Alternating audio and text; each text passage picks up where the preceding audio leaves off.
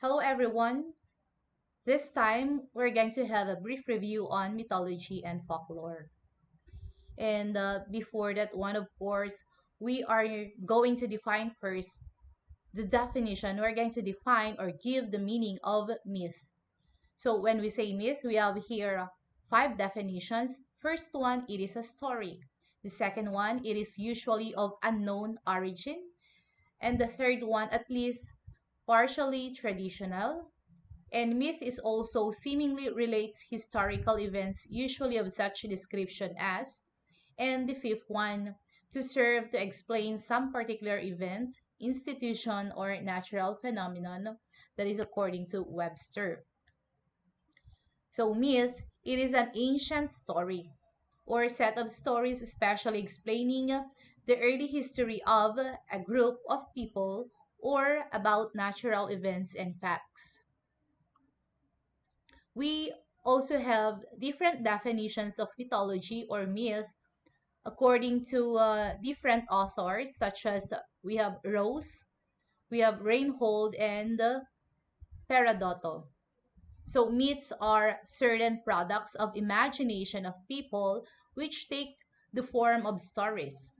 Another one, a myth is a story about gods, other supernatural beings or heroes of a long past time. And myth is a cognitive structure analogous to language, which primitive people organize their experiences. So when we say myth, a myth is a story about the olden days, often featuring supernatural characters, and mythology is a bunch of myths that are related to each other. According to this author, myth is a symbolic form which is generated, shaped, and transmitted by the creative imagination of pre and extra logical people as they respond and encapsulate the wealth of experience. That's according to Short.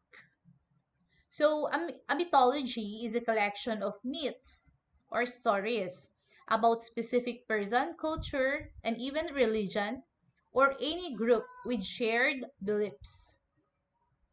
So, most people don't consider mythology to be entirely true, but they still take it seriously sometimes.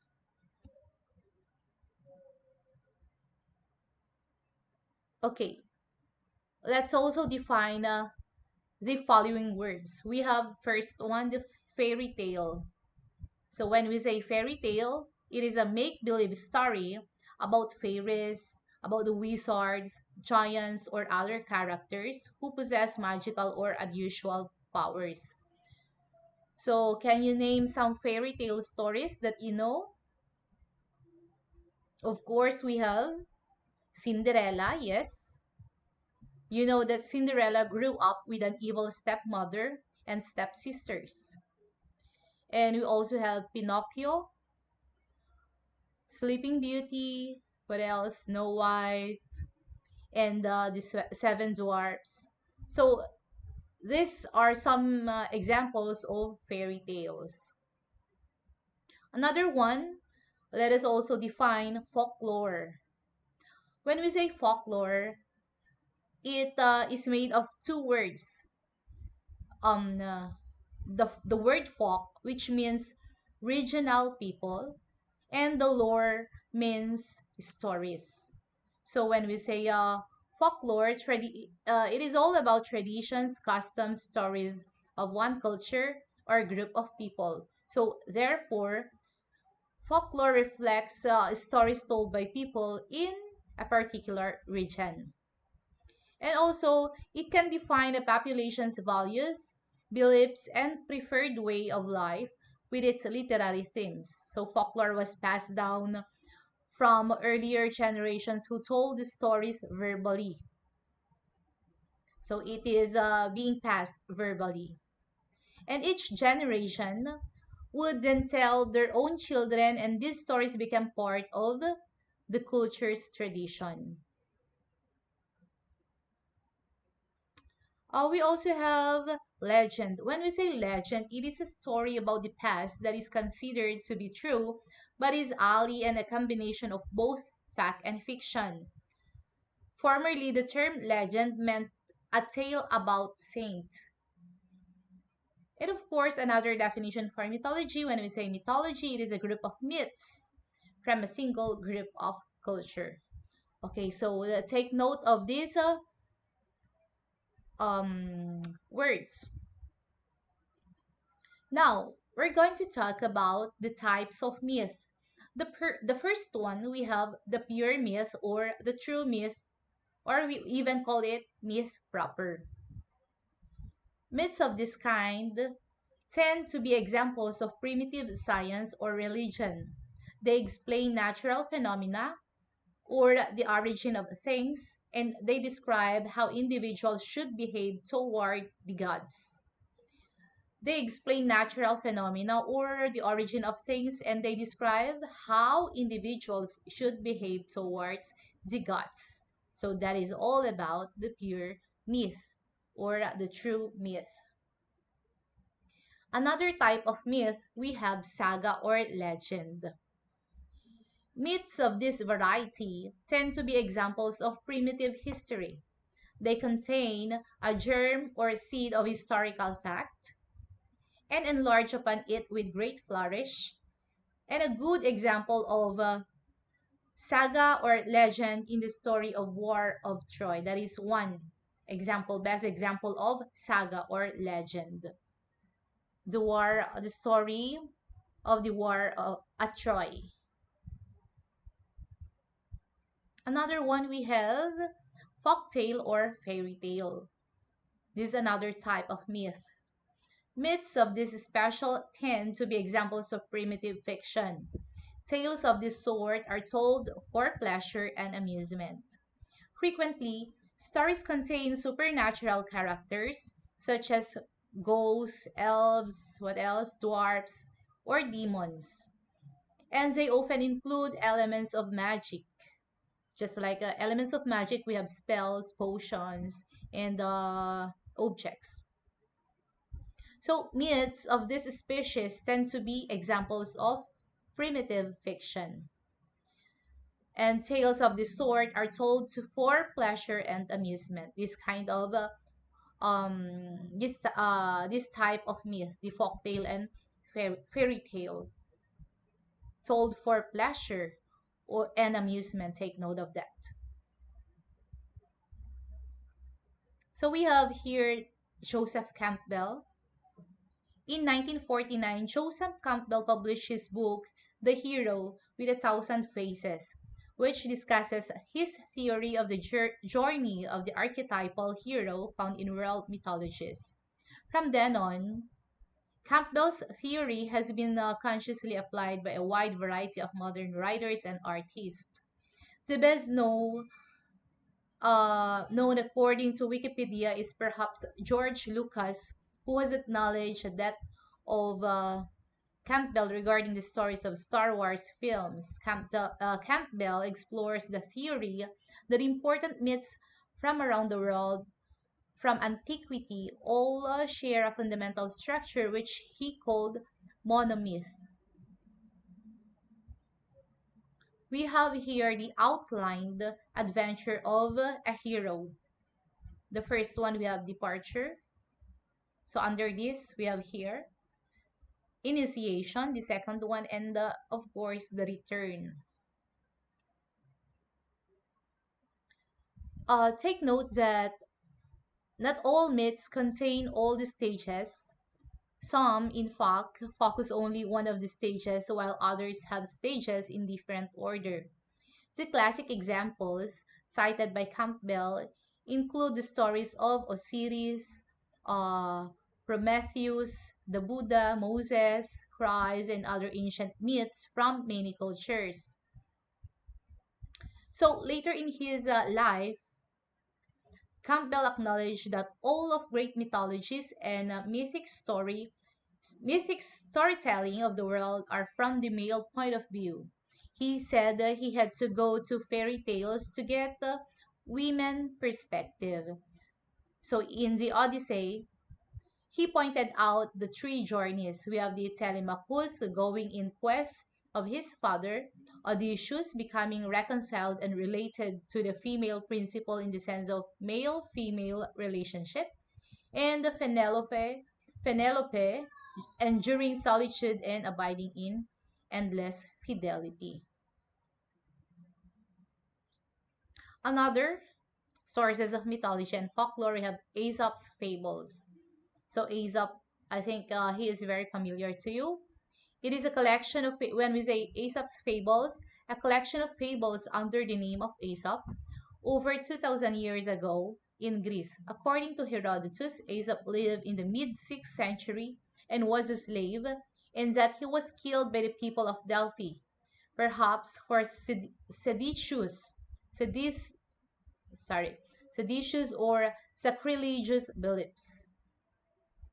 One example here is the hare and the tortoise. That story, that is one of Aesop's fables. Another, we have the milkmaid and her pail, the ant and the grasshopper. And you know what? The life of Aesop is a bit of a mystery. There is even some debate if Aesop was an actual person or just a name used by another writer. And however, there have been mentions of Aesop in Greek history also, which has allowed historians to piece together a biography, if it is true that he exists. Many of the stories about him contain mythical interventions and legends. It was believed that he was a slave but was given his freedom because of his literacy and storytelling. He is also described with many physical deformities and a speech impediment that was healed by a deity. Those things. There are a lot of things or opinions about Aesop. So he is somewhat mysterious. Another one, sources of mythology and folklore, 1001 Nights. This is also known as the Arabian Nights. This is a collection of stories and fables from Arabia, Egypt, India, and Persia that were compiled from oral tales that had been passed down through these cultures for generations. So some of the well-known characters in here, 1001 Nights or the Arabian Nights, we have Aladdin, Alibaba, Sinbad the sailor, who else? Jinn. They are some common figures in this kind of stories. Okay, let us now move on. We also have the great epics of the world. Myths and legends are usually sourced from the existing epics of the different cultures of the world.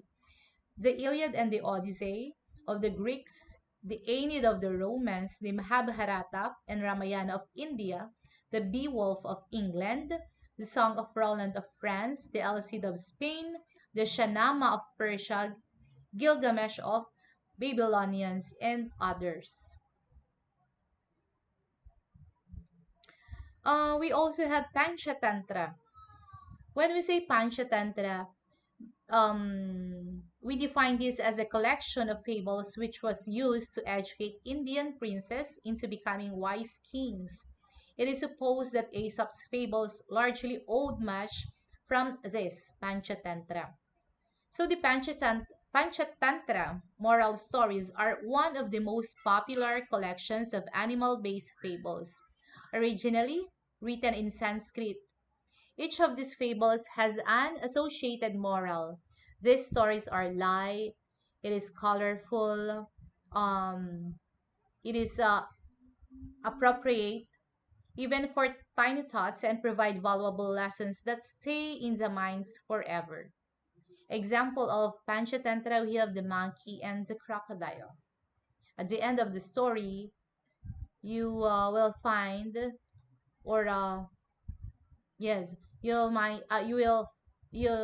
get the moral of it, the significant human experience of that story. That's one characteristics of Panchatantra. Okay, we have here An example of Panchatantra, the monkey and the crocodile. Once upon a time, in a forest, there lived a monkey who resided on a jamun, or it is a berry tree, which was on the banks of a river. In, in the same forest, there lived a crocodile and his wife. One day, the crocodile came to the banks of the river and rested under the tree. The kind-hearted monkey offered him some fruits. The crocodile came back the next day for more fruits, as he loved them. As days passed by, the crocodile and the monkey became good friends. One day, the monkey sent some fruits for the crocodile's wife. She ate the fruits and liked them, but was jealous, and he didn't like her husband spending time with the monkey. She told her husband, "If the fruits are so juicy, I wonder how sweet the monkey's heart would be. Get me the heart of the monkey." The crocodile wasn't willing to kill his friend but had no choice.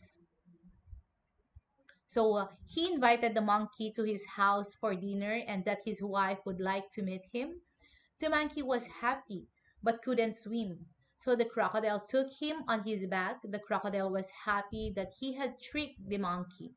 However, while talking, he blurted out the real reason for taking the monkey home. The clever monkey said, "You should have told me earlier. I left my heart on the tree. We must go back and get it." The crocodile believed him and took him back to the tree. Thus, the clever monkey saved his life. That is one example of Panchatantra. So the Panchatantra moral stories are one of the most popular collections of animal-based fables. Originally written in Sanskrit, each of these fables has an associated moral. So these stories are light, it is colorful as I have said earlier. So what is the moral story of that Panchatantra? What do you think? The moral lesson, sorry. The moral lesson of this story is choose your company wisely and always have presence of mind. Okay. That's the moral. That's the that's the yes, moral of the story. The lesson that we can learn from the story. Now, let's move on to the sources of mythology and folklore. We have the poems of Hesiod. Theogony and Works and Days. Hesiod is an early Greek poet who probably flourished around 700 BC. Much of Greek mythology came from his two complete works. And we also have great themes of myth. We have creation. That is one themes. That is this is just one of the themes of a myth, creation. So creation myths set the stage for more particular myths supporting social structure, the relation of human beings to the natural world, and questions of life and death. A creator deity brings into being the sun, the moon, and stars, seas and mountains, and so on, along the deities that personify them, then plant life, animals, and humans that populate the world. So that's one theme, creation. And another theme of myth, we have gods and goddesses. So universally, people believe in ideal beings. Ideal beings. Um, these ideal beings leading them. So that is what people believe. So such deities possess human characteristics. They have parents also. They have offspring. And they belong to some social grouping. An important role of mythology is to reinforce and justify relations of power and leadership. Another theme we have heroic figures. Heroes and heroines are semi-divine beings in many mythologies. They have superhuman powers through divine parentage, or they may have acquired divinity through their deeds as men and women on earth, with the help of a deity, by use of magic weapons or acquisition of magic powers through ingenuity or trickery. That's one thing. Of course, we also have, if we have gods and goddesses, we also have these monsters and demons in myth. Monsters and demons are most familiar as the beings that a heroic figure confronts and overcomes. They defy divine order both in their appearance, typically but not invariably deformed or hideous, in their actions, such as attacking or capturing a human or divine victim. We also have animals in myth.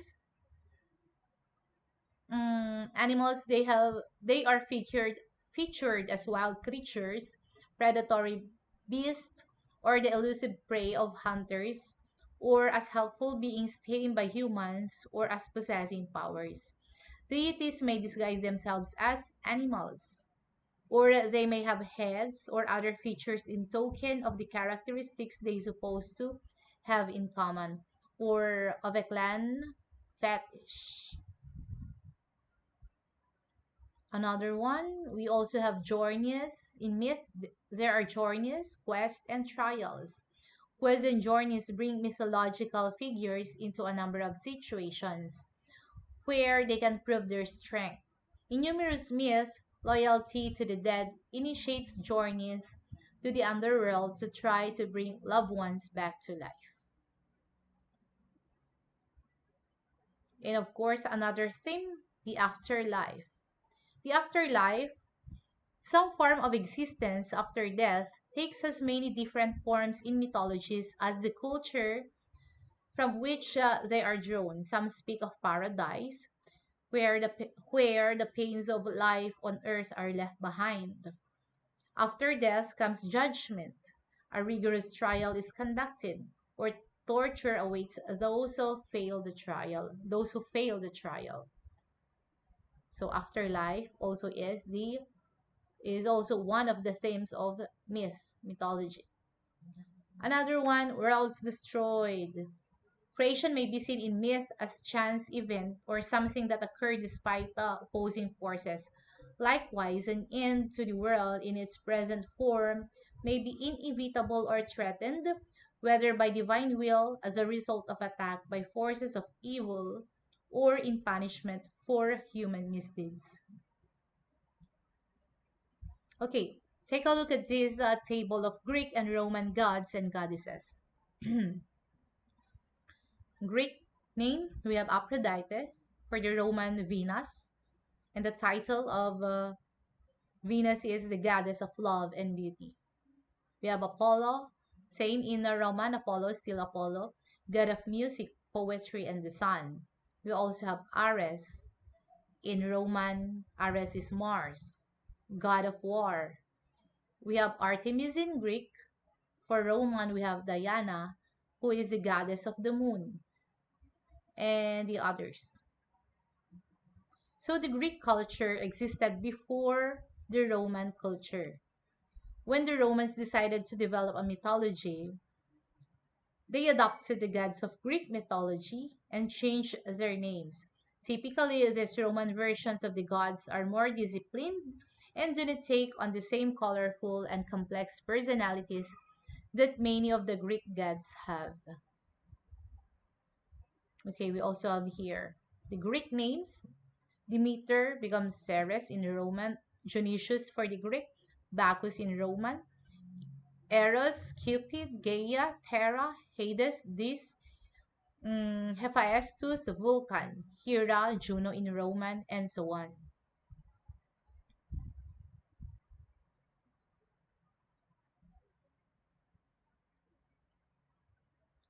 Now let's move on to the theories related to the study of mythology. So we have these ancient theories. Number one, we have rationalism.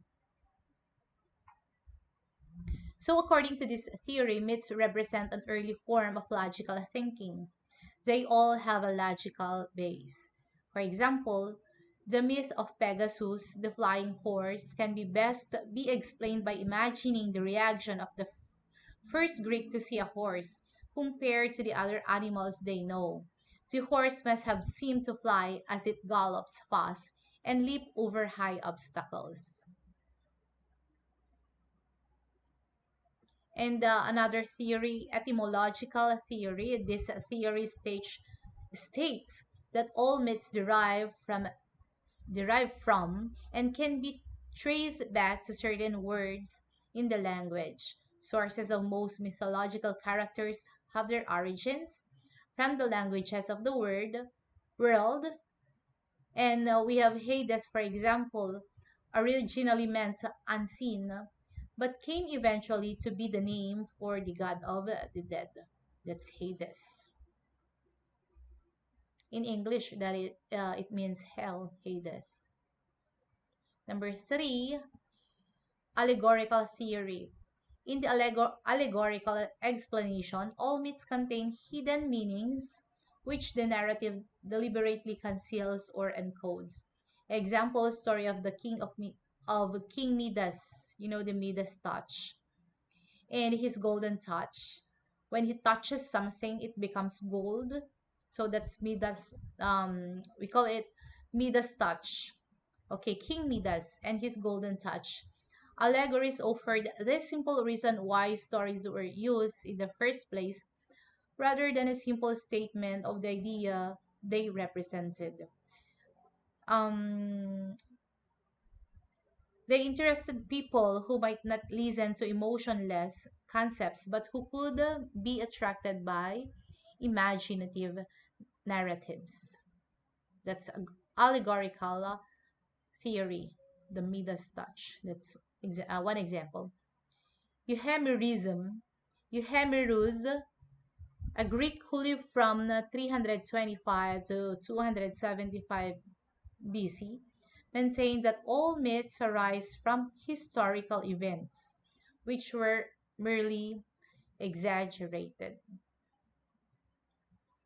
Okay, so that ends the brief discussion, the brief review on mythology and folklore. I hope you have learned something, and thank you for listening. Thank you for sparing your time listening to me. God bless you and take care.